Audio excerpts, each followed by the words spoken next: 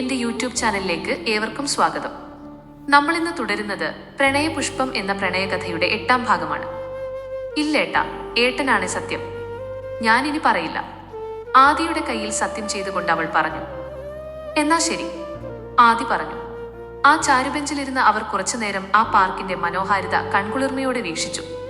അനു, ആദിയുടെ ശബ്ദം കാതിൽ അലയടിച്ചപ്പോൾ അനു അടുത്തിരിക്കുന്ന ആദിയെ നോക്കി. അനു, ഇതെന്തു പറ്റിയതാ? അനുവിന്റെ അരയ്ക്ക് കീഴ്പോട്ട് ചലിക്കാത്ത കാലുകളെ നോക്കി ആദി ചോദിച്ചു. അത് കേട്ടപ്പോൾ അനു ഒന്നും മിണ്ടിയില്ല. വിദൂരതയിലേക്ക് കണ്ണും നട്ടിരുന്നു അവൾ. അനുവിന് പറയാൻ ബുദ്ധിമുട്ടാണെങ്കിൽ വേണ്ടാട്ടോ, ഞാൻ ആദി പറഞ്ഞു പൂർത്തിയാക്കുന്നതിന് മുന്നേ. ഹേയ്, എനിക്ക് ബുദ്ധിമുട്ടൊന്നുമില്ല, ഞാൻ പറയാം എന്ന് പറഞ്ഞ് അകലേക്ക് കണ്ണുകൾ പായിച്ചു അവൾ. ക്യാപ്റ്റൻ വർഗീസിനെ അറിയില്ലേ? ആ, നിങ്ങളുടെ അങ്കിളല്ലേ? അതെ, അങ്കിളിന്റെ പപ്പ മൂന്നാറിലെ ഒരു പ്ലാനറായിരുന്നു.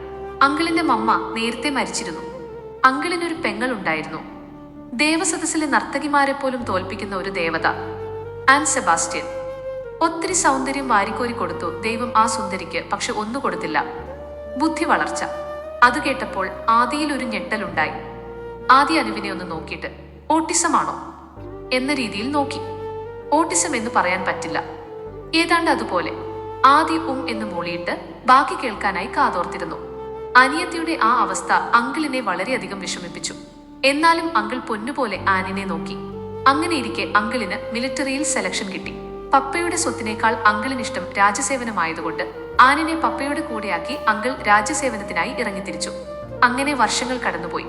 ഒരു നാൾ പപ്പ ഹോസ്പിറ്റലിലാണെന്നറിഞ്ഞ് നാട്ടിൽ വന്ന അങ്കിൾ കാണുന്നത് മോർച്ചറിയിലെ തണുപ്പിൽ പപ്പയുടെ വിറങ്ങലിച്ച ശരീരമായിരുന്നു.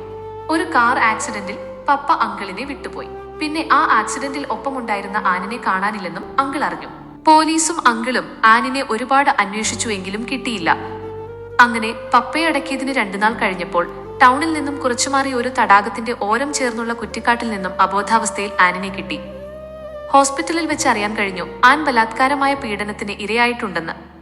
അത് അങ്കിളിന് സഹിക്കാവുന്നതിലും അപ്പുറമായിരുന്നു. തന്റെ അനിയത്തിയെ ഈ നിലയിലാക്കിയവരെ ഇല്ലാതാക്കാൻ ഇറങ്ങിത്തിരിച്ച അങ്കിളിനെ അങ്കിളിന്റെ ഫ്രണ്ട് അതിൽ നിന്നും പിന്തിരിപ്പിച്ചു.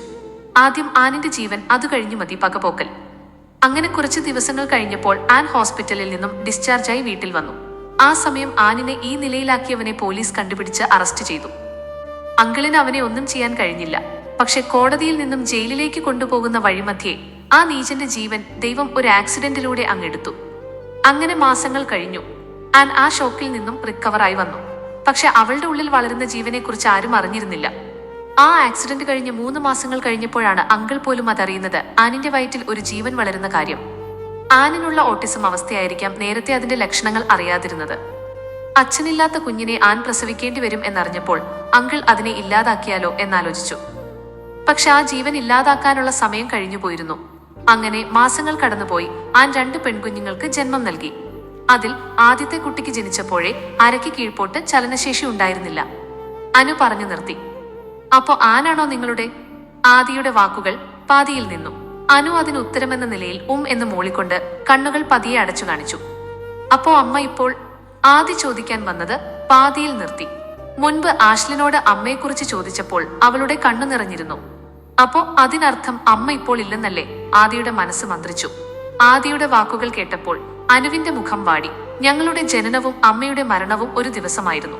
വർഗീസ് അങ്കിളിന്റെ കയ്യിലേക്ക് ഞങ്ങളെ ഏൽപ്പിച്ചിട്ട് അമ്മ ഞങ്ങളെ വിട്ടുപോയി. പിന്നെ അങ്കിളാണ് ഞങ്ങളെ വളർത്തിയത്. അങ്കിളിന്റെ മക്കളായി. അമ്മയുടെ വേർപാടിലാണ് അങ്കിൾ ആൻസ് ബെത്ലഹേം തുടങ്ങിയത്.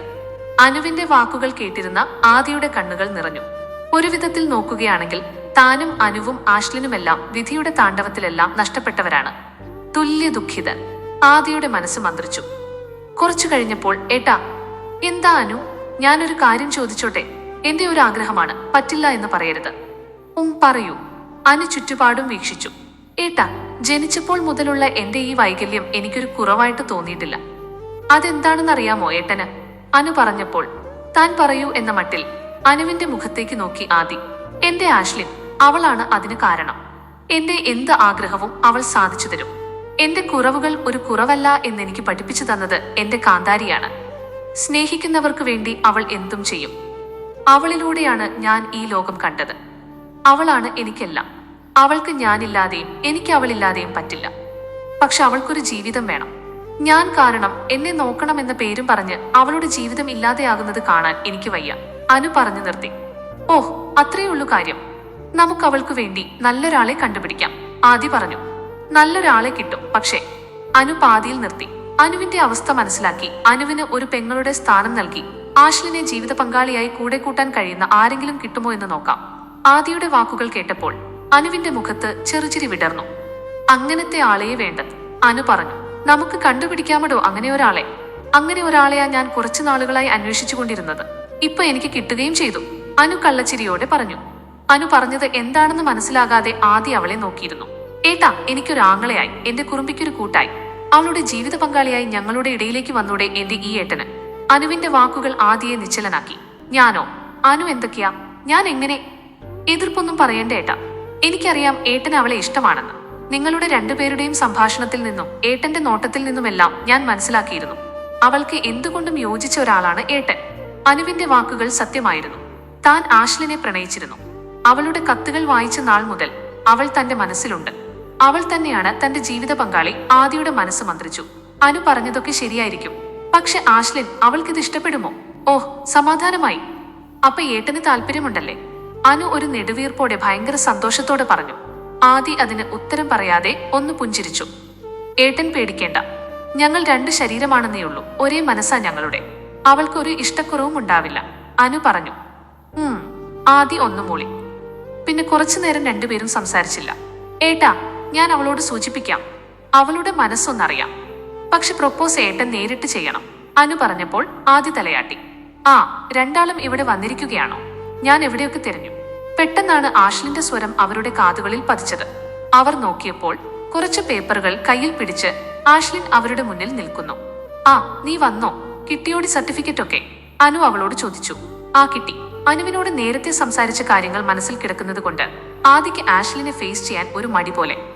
ഇതെന്താ മാഷ് മിണ്ടാതെ ഇരിക്കുന്നത്? ആഷ്ലിന്റെ വാക്കുകൾ കേട്ടപ്പോൾ ആ ആഷ്ലിൻ വന്നോ എന്ന് പെട്ടെന്ന് ചോദിച്ചു ആദി. ആ, ഞാൻ വന്നു. മാഷ് ഈ ലോകത്തൊന്നുമല്ലല്ലോ. എന്താടി, നീ എന്റെ മാഷിനോട് വല്ല കഥയും പറഞ്ഞു പേടിപ്പിച്ചോ? ആഷ്ലിൻ അവർക്കിടയിൽ ഇരുന്നു കൊണ്ട് ചോദിച്ചു. അയ്യോ, ഞാൻ ഒന്നും പറഞ്ഞില്ല. കഥയൊക്കെ മാഷുടെ ഡിപ്പാർട്ട്മെന്റ് അല്ലേ, എനിക്കതിൽ പിടിപാടില്ലല്ലോ, അനു ചെറുചിരിയോട് പറഞ്ഞു. അത് കേട്ടപ്പോൾ ആദിയും ഒന്ന് പുഞ്ചിരിച്ചു. ശരി, മാഷ്ക്ക് ധൃതിയുണ്ടോ? ആഷ്ലിൻ ചോദിച്ചു. ഇല്ല. എന്താ ആഷ്ലിൻ? അല്ല, ധൃതിയുണ്ടേലും കുഴപ്പമില്ല. ഇന്ന് മാഷിനെ ഞാൻ എങ്ങോട്ടേക്കും വിടില്ല. ഇന്ന് നമുക്ക് 3 പേർക്കും ഈ ടൗണിൽ ഒന്ന് കറങ്ങാം. ചെറിയൊരു ഷോപ്പിങ്ങും. എല്ലാം ഈ ആഷ്ലിന്റെ ചിലവ്. ചെറുചിരിയോടെ ആഷ്ലിൻ പറഞ്ഞു. ചിലവോ? അനു ചോദിച്ചു. ഈ വരുന്ന സൺഡേ ഞാൻ പോവുകയല്ലേ, ആഷ്ലിൻ പറഞ്ഞു. അത് കേട്ടപ്പോൾ ആഷ്ലിൻ താൻ 2 മാസം കഴിഞ്ഞല്ലേ ജോയിൻ ചെയ്യും എന്ന് പറഞ്ഞത്? ആദി ചോദിച്ചു. അതെ, പക്ഷെ നേരത്തെ ആക്കി. ഹോസ്പിറ്റലിൽ ചെല്ലാൻ പറഞ്ഞു വിളിച്ചു. ഓഹോ, ആ വാർത്ത ആദിയുടെ മനസ്സ് തകർത്തു. പെട്ടെന്ന് അവൾ പോകുകയാണെന്ന് കേട്ടപ്പോൾ അനുവും ആ വാർത്ത ആദ്യമായി കേൾക്കുകയാണെന്ന് അനുവിന്റെ മുഖഭാവത്തിൽ നിന്നും മനസ്സിലായി. ഈ കഥയുടെ ബാക്കി ഭാഗങ്ങൾ കേൾക്കാൻ ദയവായി ഈ ചാനൽ സബ്സ്ക്രൈബ് ചെയ്യുക. വീഡിയോ ഇഷ്ടപ്പെട്ടെങ്കിൽ ലൈക്ക് ചെയ്യാനും കൂട്ടുകാർക്ക് ഷെയർ ചെയ്യാനും മറക്കരുത്. എല്ലാവർക്കും നന്ദി.